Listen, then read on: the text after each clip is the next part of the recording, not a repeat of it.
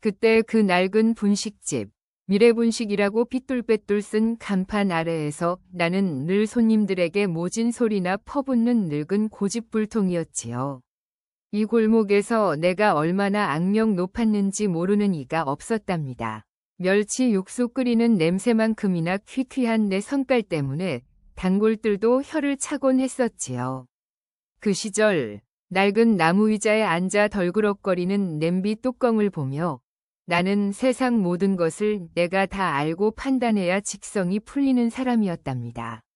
손님이 늦게 왔다고 면박을 주거나 10,000원짜리 떡볶이 양이 적다고 툴툴거리는 꼴을 보면 나는 곧바로 그 사람의 인생 전체를 내가 꿰뚫어 본다고 착각했었거든요.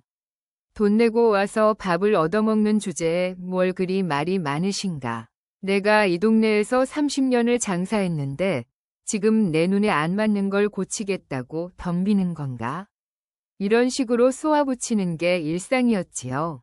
특히나 내 막내딸, 그 애송이 말숙이에게는 내 이모진 성격이 몇 배로 증폭되어 쏟아지곤 했답니다. 내가 이 가게를 지키기 위해 얼마나 피땀을 흘렸는지 그 애는 단 한 번도 제대로 이해하지 못한다고 생각했었지요.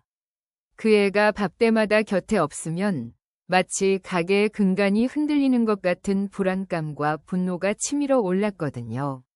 내가 이 좁은 공간에서 땀 흘리는 동안 그 애는 대체 어디서 뭘 하는 건지 늘 의심스럽고 못마땅했었답니다. 주방은 늘 뜨거운 김으로 가득했고 양은 냄비들은 세월의 흔적을 고스란히 담고 있었지요. 양파망을 젓고 멸치를 다듬는 내 손은 쭈글쭈글했지만 그 손에 힘이 들어가는 건 오로지 내 식구들 먹여 살리겠다는 도끼 때문이었답니다. 그런데 말숙이가 밥때만 되면 슬쩍 빠져나가는 통에 나는 늘 핏대를 세웠지요. 말숙아, 너 지금 어디서 닭 쫓던 게 꼴이 나려고 기웃거리는 거니? 지금이 장사 끝날 시간인 줄 아느냐? 이 애미가 너 하나 건사하느라 여기 묶여서 뼈가 사가 들어가는데 너는 밖에서 뭘 그렇게 즐겁다고 웃고 다니는 게냐? 나는 주방 창문을 통해 골목을 쏘아보며 소리쳤지요. 그럴 때마다 말숙이는 늘 고개를 푹 숙이고 땀에 젖은 앞치마를 손으로 만지작거리며 죄송해요, 아버님. 잠깐 누가 좀 급하게 찾아서요. 하고 얼버무렸답니다. 그 누가라는 존재가 대체 누구인지 나는 늘 의심했지요. 내 눈에는 세상 모든 것이 의심투성이었으니 내 딸마저도 이 늙은 아비를 속이고 자기 멋대로 살려는 철없는 아이로만 보였답니다. 내가 이토록 뼈 빠지게 일해서 이 가게를 지키는 이유가 다 그 애들 먹고 살게 하려는 건데 정작 그 애들은 내 고생을 비웃기라도 하는 것 같았지요.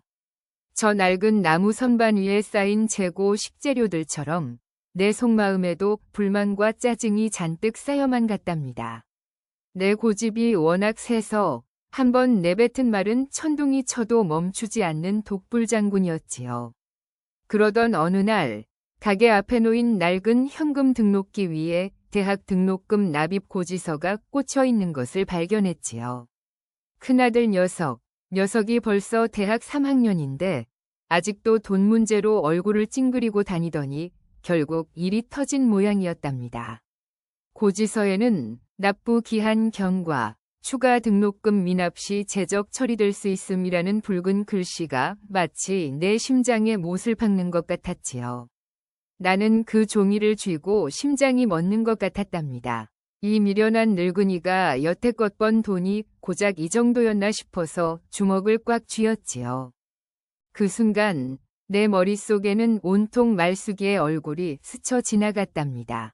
저 녀석 등록금 때문에 또 저 애송이가 밖에서 뭘 꼬박꼬박 챙겨 나갔던 거였을까? 하는 억측이 걷잡을 수 없이 부풀어 올랐지요. 내가 이 분식집에서 쪼잔하게 돈 계산을 하느라 정작 가장 중요한 빚, 자식 교육에 소홀했던 건가 싶어 분노가 치밀어 올랐답니다.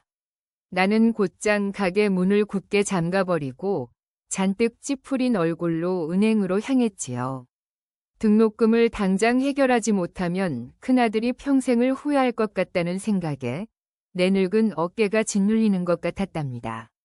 이 빌어먹을 세상, 돈 없으면 자식 농사도 제대로 못 짓는다는 잔인한 현실에 나는 이를 갈았지요. 은행 지점에 들어서자 형광등 불빛 아래의 모든 것이 나를 비웃는 것 같았답니다. 나는 창고 직원에게 잔뜩 굳은 얼굴로 큰아들 명의위 계좌를 보여주며 혹시 최근에 큰 금액이 빠져나간 내역이 있는지 샅샅이 확인해달라고 닥달했지요. 내 목소리는 찢어질 듯 날카로웠고 직원은 당황한 기색이 역력했답니다. 고객님, 저희가 개인정보라 함부로 보여드릴 수는 없지만 혹시 어떤 내용이 궁금하신 건가요? 라며 조심스레 묻더군요. 나는 화가 나서 내가 궁금한 걸 똑바로 말해줬지. 돈이 어디로 샜는지 알아내라고. 내 자식이 지금 퇴학당할 판이라고 하고 윽박질렀답니다. 결국 직원은 내 신분증과 의임장, 큰아들 명의위 서류는 없었기에 내가 가장이라고 우겼지요. 을들이밀며 확인을 시도했답니다. 몇 분의 서류 작업 끝에 직원이 조심스럽게 입을 열었지요. 어르신, 큰아드님 계좌에서는 최근 몇 달간 큰 출금 내역은 확인되지 않습니다. 다만 매달 정기적으로 소액이 빠져나간 기록이 있긴 합니다만 이건 자동이체 같아 보입니다. 그 자동이체라는 단어에 내 귀가 쫑긋 섰지요. 나는 자동이체? 누구한테? 어디로? 하고 당장 그 내역을 종이에 뽑아달라고 요구했답니다. 직원이 내민 거래 내역서에는 매달 50만 원씩 정확히 6개월째 같은 날짜에 이체된 내역이 찍혀 있었지요. 내 눈을 의심했답니다. 내가 모르는 돈이 꾸준히 나가고 있었다고? 그럼 말숙이가 이 돈을 빼돌렸단 말인가?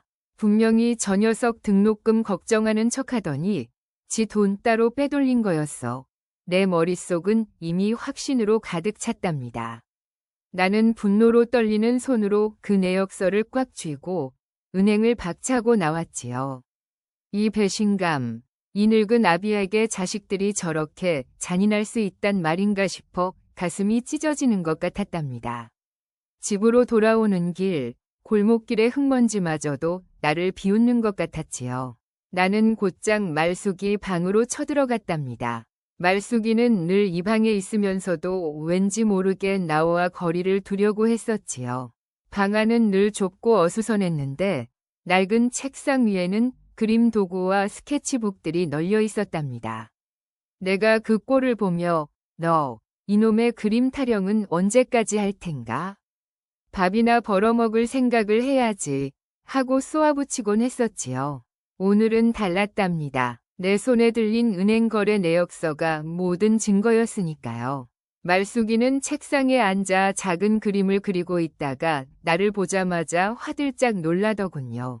그 얼굴이 너무 창백해서 마치 내가 이 세상에서 가장 무서운 귀신이라도 되는 양 떨고 있었답니다. 나는 그 아이의 멱살을 잡지는 않았지만 그보다 더 무서운 말로 공격했지요. 이 배신자 같은 년. 네가 감히 내 눈을 보고 뭘 숨겼던 거냐? 이 돈은 다 어디로 보낸 게야? 큰아들 등록금은 벼랑 끝에 몰렸는데 너는 몰래 이 돈을 빼돌려서 어디에 썼느냐?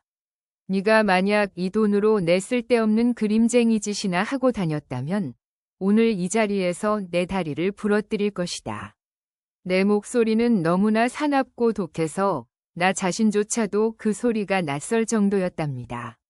말숙이는 내 앞에서 엉엉 울기 시작했지만 나는 그 눈물이 거짓이라고 여겼지요. 울지 마. 울음으로 모면할 수 있는 일이 아니야. 당장 말해. 네가 그 돈으로 뭘 했는지. 이 집에서 네가 나한테 해준 게 뭐가 있기에 이렇게 내 뒤통수를 치는 거냐. 나는 그 아이의 어깨를 흔들며 내가 그동안 얼마나 고생했는지, 내가 이 집을 지키기 위해 얼마나 희생했는지 쉴 새 없이 퍼부었답니다. 그 아이는 제대로 대답도 못하고 아버지, 그게 아니에요 하며 웅얼거릴 뿐이었지요. 나는 그 웅얼거림이 변명으로만 들렸답니다. 내가 이 세상에서 기댈 것이라고는 큰아들의 성공과 이 작은 분식집뿐인데 그 두 기둥을 흔들려고 했다는 생각에 눈앞이 캄캄해졌지요. 나는 분노에 질려 말숙이의 방을 뒤집어 엎기 시작했답니다. 낡은 옷가지들 사이 서랍 깊숙한 곳에 처박혀 있던 낡은 통장을 발견했지요. 그건 일반 시중은행의 통장이 아니라 내가 평소에는 보지도 않는 저축은행의 작은 통장 하나였답니다. 나는 그 통장을 꺼내 들고 이게 뭐냐, 또 다른 비상금이라도 숨겨둔 게냐 하고 소리쳤지요. 말숙이는 그 순간 완전히 무너져 내린 듯 바닥에 주저앉아 통곡하기 시작했답니다. 아버지, 제발요. 아버지, 저한테 화내지 마세요. 제발요. 하지만 이미 내 귀에는 그 어떤 애원도 들어오지 않았지요. 나는 그 낡은 통장을 펴보았고 그 안에는 정말 소액의 돈만 들어있었어요. 하지만 그 옆에 꽂혀있던 영수증 뭉치들이 눈에 띄었답니다. 평범한 떡볶이 봉투 영수증도 있었지만 대부분은 병원과 약국 영수증들이었어요. 그것도 내가 모르는 작은 동네 위원의 영수증들이었지요.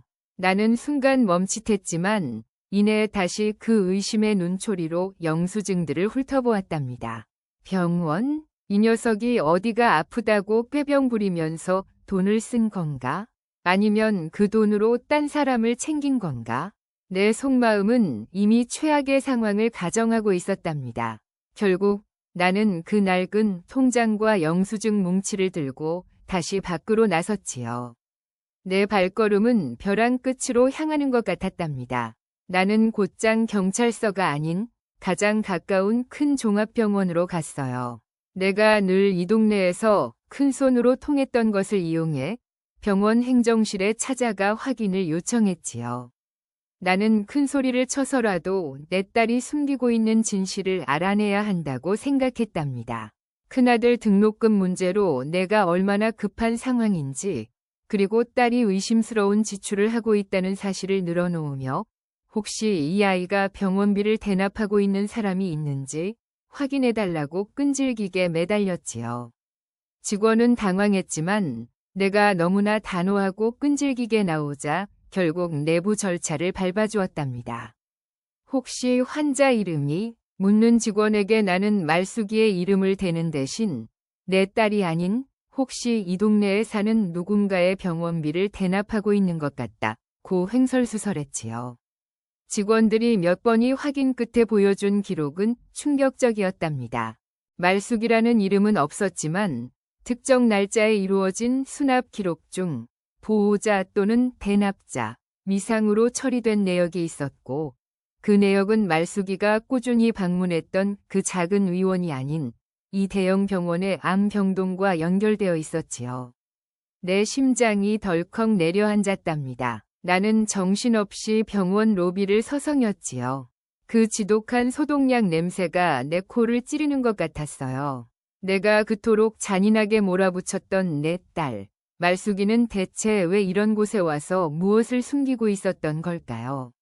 나는 그 낡은 통장과 영수증 뭉치를 손에 쥐고 마치 무거운 쇠몽둥이라도 든 것처럼 비틀거렸답니다. 내가 그토록 믿지 못했던 누가 좀 급하게 찾았다는 말이 혹시 이런 끔찍한 진실과 연결된 것은 아니었을까 하는 섬뜩한 생각이 들었지요. 나는 더 이상 이성적으로 생각할 수 없었답니다. 그저 끓어오르는 후회와 죄책감에 사로잡혔어요. 나는 다시 말숙이 방에서 봤던 그 작은 그림들을 떠올렸습니다. 그 그림들은 늘 어딘가 슬프고 희망을 갈망하는 듯한 눈빛을 담고 있었지요. 설마 이 모든 것이 나 때문에 내가 이 분식집에 묶여 옴짝달싹 못한다고 투덜거린 내 고집 때문에 시작된 건 아닐까 싶었답니다. 나는 다시 차분하게 하지만 떨리는 손으로 은행으로 돌아갔지요. 이번에는 내가 아까 요구했던 자동이체 내역서의 수취인 정보를 정확히 확인해야 했답니다. 나는 직원을 다시 불러세우고 내 아들이 아닌 다른 사람의 계좌로 매달 50만 원씩 나간 이 돈의 용처를 확인해달라고 신분증을 내밀었지요. 나는 이미 모든 것을 포기하고 진실만을 원했어요. 직원은 아까와 달리 훨씬 조심스럽게 전산망을 두드렸고 긴장감이 감돌았답니다. 어르신, 이 계좌는 개인 계좌가 아닙니다. 이 계좌는 특정 재단으로 연결되어 있는데 희망재활치료비 지원 명목으로 등록되어 있네요. 그 순간 내 세상이 멈춘 것 같았답니다. 재활치료비 지원이라니요. 내 아들 명의로 나간 돈이 왜 재활치료비로 나가고 있었던 걸까요? 나는 심장이 철렁 내려앉아 숨도 제대로 쉴 수 없었지요. 나는 아들의 이름을 다시 한번 확인해달라고 속삭이듯 말했답니다. 혹시 이 계좌에 등록된 수혜자가 누구인지 알아낼 수 있겠습니까? 직원은 난감해했지만 내가 이토록 절박하니 결국 확인을 해주더군요. 네, 고객님, 이 계좌는 빈원 씨의 지속적인 치료비를 지원하기 위한 계좌로 등록되어 있습니다. 등록자는 큰아드님 이름으로 되어 있습니다. 큰아들 이름. 내 큰아들이 내 모르게 그 돈을 꾸준히 보내고 있었던 것이지요. 내가 벼랑 끝이라고 생각해서 등록금 때문에 난리칠 때 그 아이는 등록금 외에 더 무거운 짐을 지고 있었던 겁니다. 나는 아까 병원에서 봤던 수혜자의 흔적을 떠올렸답니다. 혹시 저 돈이 그 병원 치료비와 연결된 것은 아닐까요? 나는 너무나 혼란스러웠습니다. 내가 이토록 모질게 몰아붙였던 그 녀석은 사실 가족을 위해 가장 무거운 짐을 지고 있었던 것이지요. 나는 아들의 등록금 문제로 딸을 배신자 취급했지만 아들은 가족의 또 다른 아픔을 위해 묵묵히 희생하고 있었던 겁니다. 나는 그 자리에서 주저앉고 싶었지만 간신히 정신을 붙들고 다시 병원 쪽으로 발걸음을 옮겼지요. 병원으로 다시 달려가 암병동 기록을 확인했을 때 나는 바닥에 주저앉아 통곡했답니다. 그 모든 것이 사실이었지요. 큰아들이 몇 년 전 교통사고 후유증으로 앓고 있던 병이 최근 급격히 악화되어 재활치료와 고액의 투병 비용이 필요하다는 사실이 기록되어 있었어요. 그리고 그 비용을 감당하기 위해 아들은 자신의 등록금 일부를 포기하고 매달 꾸준히 그 돈을 이체하고 있었던 것이지요. 아버지께 이 사실을 알리면 저 또한 등록금을 포기하시라고 할까봐 무서워서 숨겼다. 는 의료 기록 속의 아들 진술이 마치 칼날처럼 내 심장을 꿰뚫었답니다. 나는 그동안 내가 얼마나 어리석고 독선적이었는지 깨달았어요.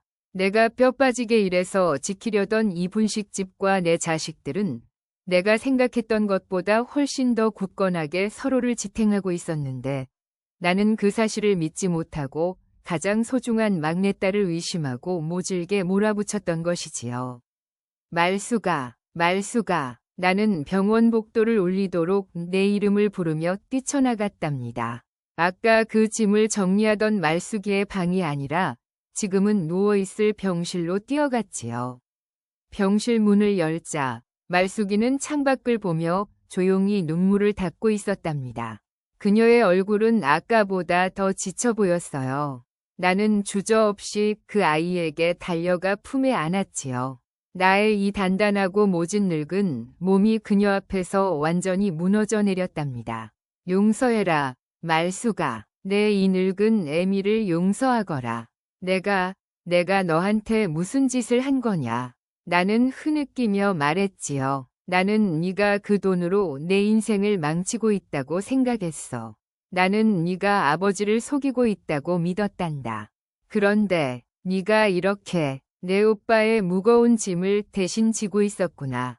네가 꾸준히 그 작은 병원을 들락거린 이유도 아마 그 돈으로 오빠의 약값을 보태고 있었기 때문이었겠지. 나는 네가 밖에서 헛바람 들떠서 돌아다닌다고 매번 소리쳤는데 네가 그 모든 것을 감당하고 있었구나. 내 눈물은 멈추지 않았고 말수기는 놀란 듯 나를 바라보다가 이내 같이 울음을 터뜨렸지요. 그녀는 내 옷깃을 붙잡고 아버지, 제가 왜 그랬는지 말씀드렸잖아요. 오빠가 아픈 걸 아시면 아버지가 모든 걸 포기하실까봐. 제가 이 가게 지키는 일 도울게요. 제가 그림 대신 열심히 일할게요. 라고 울먹였답니다. 그 말에 나는 더 이상 참을 수 없었지요. 아니다, 말수가. 너는 네가 하고 싶은 대로 다 해라.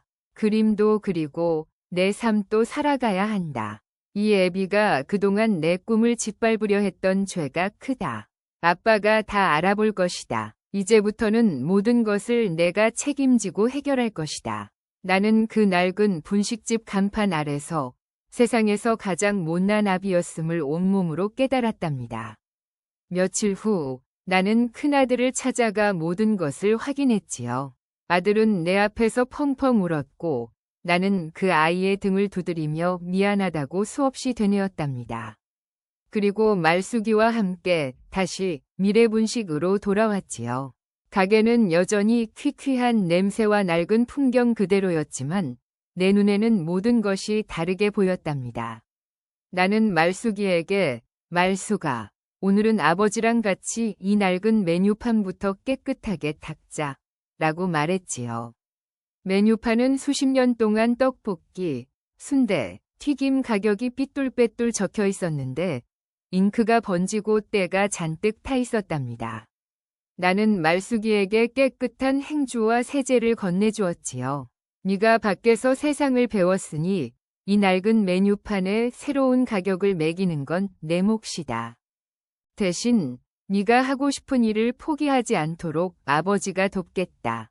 내 그림이 이 세상에 꼭 필요하다는 걸 이제야 알았단다. 우리는 함께 쪼그리고 앉아 묵묵히 그 메뉴판을 닦았어요. 묵직하고 투박한 나무판을 닦아내자 희미했던 글자들이 다시 선명하게 드러났지요. 나는 말숙이의 손을 잡고 말했답니다. 아버지, 이 고집불통 늙은이가 너희들에게 너무 모질게 굴었지. 네가 밖에서 뭘 하든 아버지한테는 내 행복이 가장 중요하단다. 이제부터는 이 낡은 가게도 너희들 삶도 아버지가 책임질 테니 너희들은 너희들의 꿈을 잃지 말고 살아가렴. 말숙이는 그 낡은 메뉴판 위로 흐르는 눈물을 닦으며 희미하게 웃었답니다.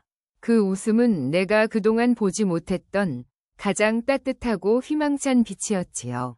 우리는 그날 저녁 멸치 육수 대신 맑은 물을 끓이며 앞으로 함께 그려나갈 새로운 인생을 조용히 다짐했답니다. 그 낡은 분식집은 그날 비로소 진정한 미래를 품기 시작한 것이었지요.